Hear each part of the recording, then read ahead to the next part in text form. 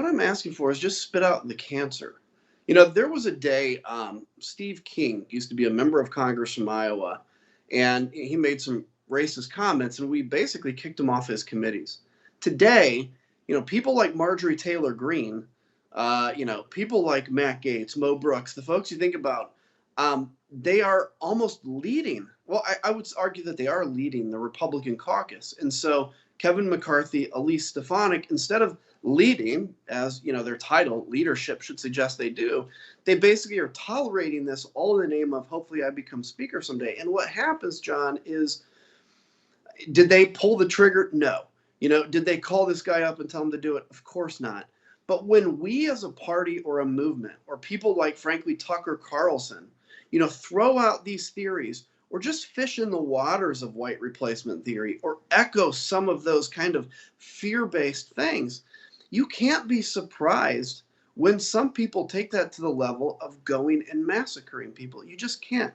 Here, Adam Kinzinger lays out perfectly what it looks like to get ahead in the Republican Party. That instead of Republican leadership seeing some of the most vile, depraved behavior coming out of their caucus and thinking, hey, this might not be good for America, this might not be good for humanity, instead, they look at the fact that it does well with the most vocal elements of their base, which is to say, the most extreme people who take up all the attention by sucking up all the oxygen, and they say, well, that attention looks nice, and I want to acquire more power for myself, so I'll just do that too. And so instead of having even a single adult in the room, instead we have a bunch of power-thirsty narcissists who respond to the most self-serving elements of politics because their only goal, ultimately, is their own power. I mean, honestly, Elise Stefanik is a prime example. This was a Harvard-educated, moderate Republican from New York. She voted against Trump's 2017 tax cut for the rich and introduced a House resolution to commit to addressing climate change. When she was elected in 2014, she said, no matter their party, our democratic process is strengthened by those individuals willing to put forth their ideas.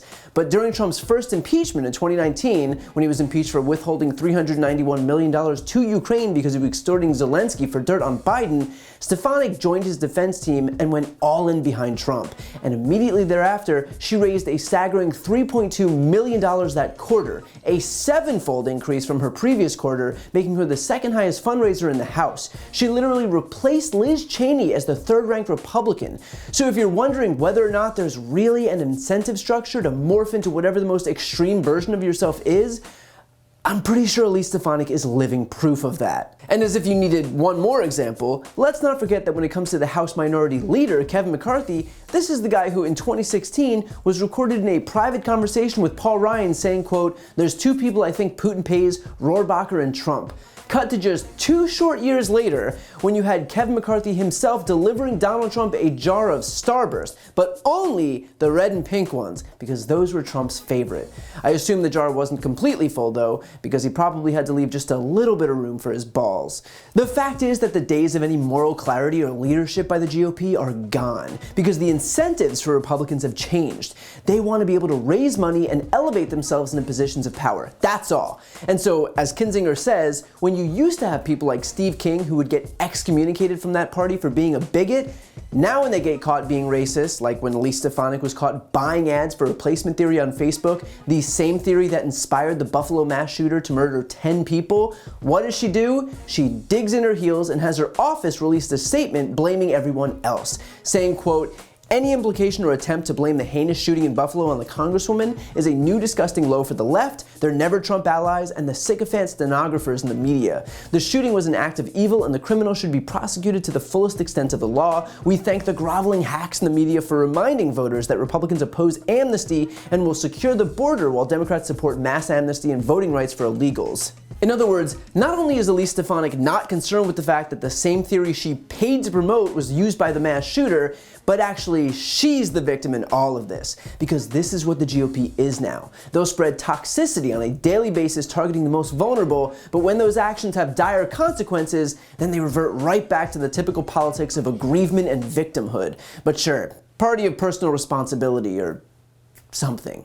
So for all those people who might still claim to be Republicans by pointing to the rare people like Adam Kinzinger, consider the fact that even Kinzinger himself acknowledges that his party is led by these cancerous people. If you vote for Republicans, you are not validating the Kinzingers of the party because they really don't exist anymore. You are validating the Marjorie Taylor Greenes and Matt Gaetzes. And the only way for those people to be excised is for the entire GOP to suffer a repudiation at the ballot box this coming November. To see more videos like this one, click the subscribe button right here on the screen. And to support my work beyond that, check out my podcast, No Lie with Brian Tyler Cohen, where I cover the week's most important stories and interview the biggest players in the world of politics, including President Biden, Kamala Harris, Pete Buttigieg, Elizabeth Warren, Katie Porter, and so many more. Again, that's No Lie with Brian Tyler Cohen. The link is also right here on the screen, and you can find it wherever you listen to podcasts. And finally, you can follow me on Twitter, Facebook, TikTok, Instagram, and Snapchat by searching Brian Tyler Cohen.